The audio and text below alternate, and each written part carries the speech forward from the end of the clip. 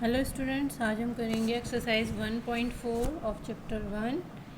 इसमें आप देखो क्वेश्चन नंबर 1 है हमारे पास कि हमने without actually performing the long division state whether the following rational numbers will be terminating decimal expansion और non terminating repeating decimal expansion. ठीक है, अब इसमें हमने देखो हमने पहले हम टर्मिनेटिंग नॉन टर्मिनेटिंग हमने फाइंड करते थे लॉन्ग डिवीज़न मेथड से। अब इन्होंने कहा लॉन्ग डिवीज़न मेथड अप्लाई नहीं करना है, तो हमने विदाउट लॉन्ग डिवीज़न हम कैसे फाइंड आउट करेंगे।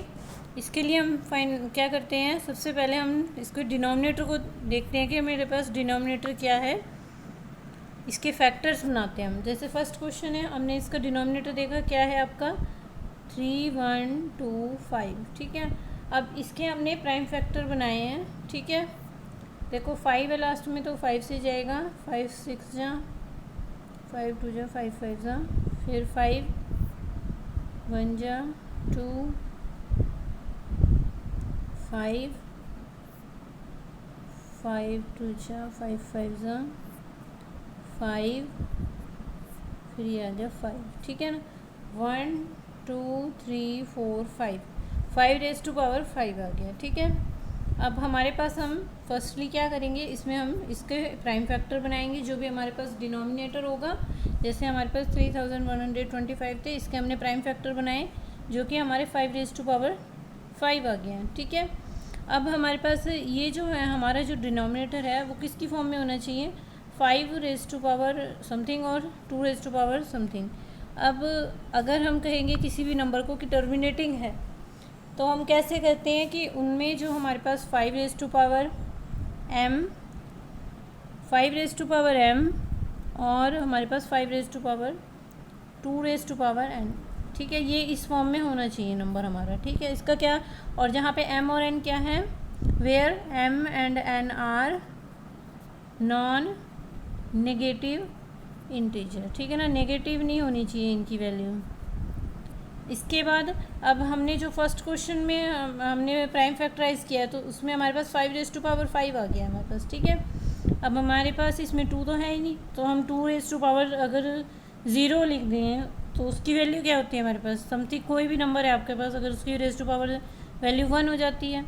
ठीक है ना, यानी कि जो हमारा नंबर है आपका फर्स्ट क्वेश्चन में जो आपका ऑप्शन गिवन है 13/3125, ये क्या है 5 रेज़ टू पावर m और 2 रेज़ टू पावर n। ठीक है, इसकी फॉर्म में है, तो हम क्या कह देंगे, ये नंबर जो है आपका कैसा हो गया, टर्मिनेटिंग। ठीक है, फर्स्ट आपका जो हो गया ये आपका वो टर्मिनेटिंग हो गया है। विदाउट लॉन्ग डिवीज़न आप कैसे करेंगे, हमने क्या करना है, अभी इनके फैक्टर बनाने हैं, प्राइम फैक्टर बनाने हैं। ठीक है ना, प्राइम फैक्टर निकालते हैं भाई। सेकंड का आपने 8 को करेंगे, 8 2 4 जा 8, 2 2 जा 4, 2 1 जा 2, ये आपके पास आ गया। ठीक है, अब ये क्या आ गया, हमारे पास आ गया है, बस हमने डिनोमिनेटर के इसके फैक्टराइज करना है, तो हमारे पास आ गया 17/2 रेज़ टू पावर 3 आ गया है। अब 5 तो है नहीं, हम 5 रेज़ टू पावर 0 लिख देंगे। ठीक है ना, यानी कि 2 और 5 की फॉर्म में आ गया ये, तो ये भी आपका एक टर्मिनेटिंग हो गया है। ठीक है ना, ये भी आपका टर्मिनेटिंग हो गया है। Hence the decimal expansion of 7/8 is terminating. अब इसके बाद हम थर्ड देखते हैं, इसके भी फैक्टर हो जाएंगे आपके, फैक्टराइज करते हैं हम 4 4 5 को, 4 5 5 सॉरी। ठीक है ना, अब लास्ट में 5 होता है तो 5 से डिवाइड हो जाता है 5। एक मिनट, इसमें हम जो फैक्टर करेंगे, फैक्टराइज करेंगे तो हमारे पास फैक्टर आ जाते हैं 4 5 5 के, 4 5 5 के आ जाएंगे आपके पास 5 7 और 13 फिर। ठीक है, 5 से 91 आ रहा था। ठीक है, अब इसके जब हमारे फैक्टर हैं, अब देखो इसमें 5 तो आ रहा है, ठीक है बात, चलो हम कह रहे हैं 5 भी आ रहा है, चलो हमने 2 भी लगा दिया, 2 रेज़ टू पावर 0।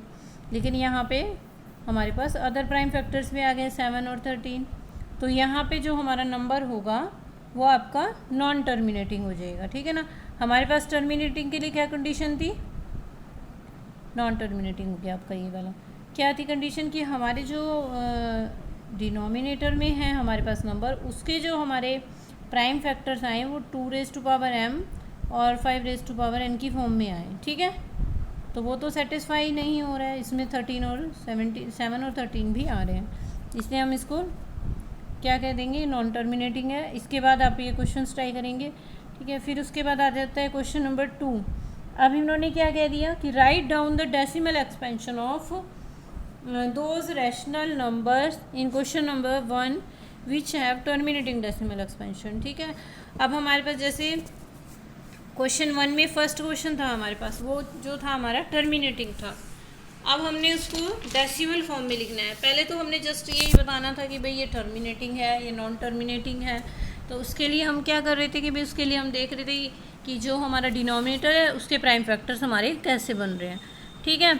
अब प्राइम फैक्टर हमारे अगर बन रहे हैं तो 2m और 5n की फॉर्म में, तो वो आपका टर्मिनेटिंग हो गया। अगर इसके बीच में आपके पास कोई और अदर फैक्टर आ गया है, कोई भी प्राइम फैक्टर, तो हमारा जो है नंबर वो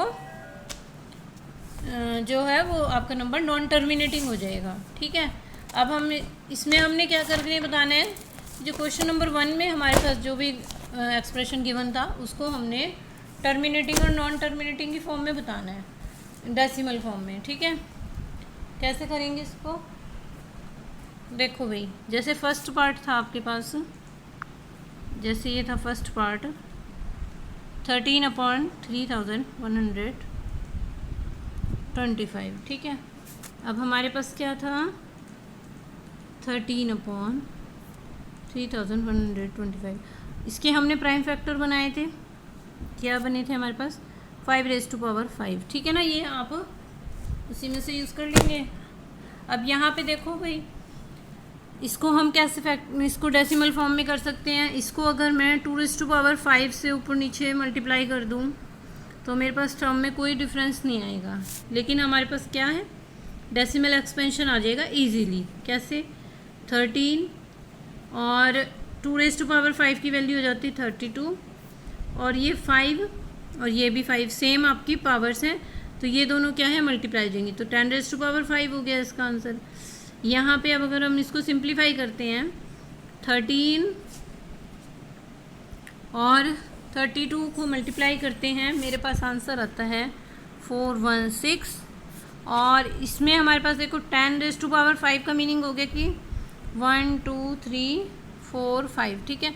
अब यहाँ पे देखो ऊपर 1 2 3 डिजिट्स तो हैं और हमारे पास है 5 ज़ीरोज़, तो मैं 2 ज़ीरो आगे लगा के, 2 ज़ीरोज़ आगे लगा के इसको मैं डेसिमल फॉर्म में ऐसे लिख दूँगी। ये इसका डेसिमल रिप्रेजेंटेशन हो गया, ठीक है।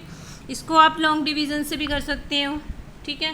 लॉन्ग डिवीज़न से यही, जैसे सिंपली क्या करते हैं, जैसे लॉन्ग डिवीज़न आपका 1 3 1 2 5 और 13 अंदर रखा है, पॉइंट लगाया 0, अभी भी नहीं जाएगा, फिर 0 लगाओगे, फिर भी नहीं जाएगा, फिर 0 लगाओगे आप, फिर 4 टाइम्स पे चला जाएगा आपका। इसको सिंप्लीफाई करोगे सेम वही आंसर आएगा आपका, ठीक है। ये आपने जो भी टर्मिनेटिंग थे हमारी, यानी कि जो हमारी डिनोमिनेटर के आपके फैक्टर्स बनते थे 2^m और 5^n की फॉर्म में, तो वो सारे हम डिवीज़न इस तरह इजीली कर सकते हैं। अब इसमें क्वेश्चन नंबर 3 है, read the following real numbers have decimal expansion as given below, in each case decide whether they are rational or not. If they are rational and of the form p upon q, what can you say about the prime factor of q, ठीक है। अब देखो वही जो हमारा first question है, इसको इन्होंने थोड़ा सा टर्न कर दिया। हमें पहले नंबर वैसे गिवन था p अपॉन q की फॉर्म में, और हमें उसको उन्होंने कहा कि भाई इनको वैसे करो। अब इन्होंने नंबर वैसे दे दिया हमें, इसको इसमें हमें q की वैल्यू फाइंड आउट करनी है। अच्छा, q अगर हमारा 2^m और n की फॉर्म में होगा, यानी कि उसके प्राइम फैक्टर 2 और 5 होंगे, तब वो नंबर आपका रैशनल नंबर होगा, ठीक है। अब सपोज करो जैसे फर्स्ट पार्ट है, इसमें अगर हम यहाँ से डेसिमल हटाते हैं, ठीक है, तो हमारे पास क्या हो जाता है, यहाँ पे अगर हम डेसिमल हटाते हैं तो मेरे पास आ जाता है, यहाँ पे देखो कितनी ज़ीरो आएंगी, 9 ज़ीरोज़ आ जाएंगी, ठीक है। ये और 10 हमारा पता है, ये 2 × 5 इस फॉर्म में हो गया, ठीक है। तो हम क्या कहेंगे कि फर्स्ट है आपका पी अपॉन क्यू की फॉर्म में है, और क्यू की वैल्यू क्या है हमारी, ये नंबर जो है रैशनल है, और where Q will be either 2 और 5 और बोथ, ठीक है ना। यानी कि मे बी 2 भी हो सकता है, जैसे हमारे कुछ क्वेश्चंस में ऐसे हुआ था कि 5 आपके पास आ रही है, क्या आ रही है, 5 आ रही थी हमारे फर्स्ट क्वेश्चन में, लेकिन 2 की पावर नहीं थी तो हमने 2 कर दिया था। तो ये नहीं कि प्राइम जो ये हमारा रैशनल नंबर है, ठीक है, और इसमें जो क्यू के फैक्टर्स होंगे वो मे बी 5 हो सकता है, उसमें 2 भी हो सकता है, और ये दोनों भी हो सकते हैं, ठीक है। अब जैसे ये है इसका थर्ड पार्ट में क्या है, ये भी रैशनल नंबर है, इसमें क्या हो रहा है, बार बार रिपीट हो रहा है, ठीक है ना। तो इसमें इसको हम क्या कहेंगे, नॉन टर्मिनेटिंग है ये, क्योंकि आगे आगे डिवीज़न एक्सटेंड होता जा रहा है, ठीक है ना, हम करते जा रहे हैं इसको।